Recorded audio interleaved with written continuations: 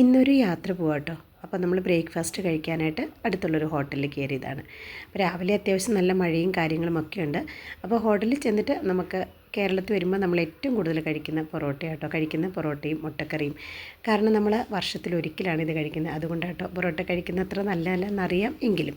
അപ്പോൾ അതൊക്കെ കഴിഞ്ഞതിന് ശേഷം നമ്മൾ പുറത്തോട്ട് ഇറങ്ങിട്ടോ. അത്യാവശ്യം നല്ല മഴയാണ്, നല്ലൊരു ക്ലൈമറ്റാണ്. ഈ ഒരു സമയത്ത് നമുക്ക് യാത്ര ചെയ്യാനും എടുക്കാനും ഒക്കെ ഭയങ്കര രസമാട്ടോ. കാരണം ഒത്തിരി മഴയൊന്നുമില്ല കേട്ടോ. കഴിഞ്ഞ ഒരാഴ്ച നല്ല മഴയായിരുന്നു.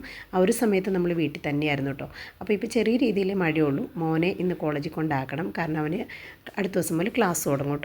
അപ്പോൾ നമ്മൾ ശരിക്കും ഞങ്ങൾക്ക് ഇന്ന് ഒരു കോൺഫറൻസ് ഉണ്ട് കേട്ടോ, ഒരു ഗെറ്റ് ടുഗദർ.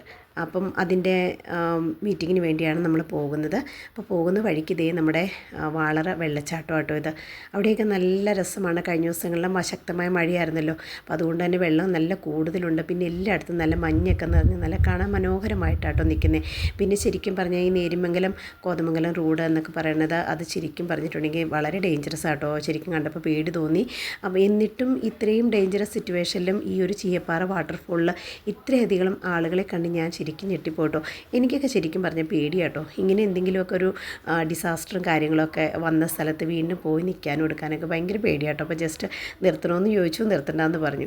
അങ്ങനെ നമ്മൾ നേരിമംഗലം പാലം ക്രോസ് ചെയ്തു കേട്ടോ.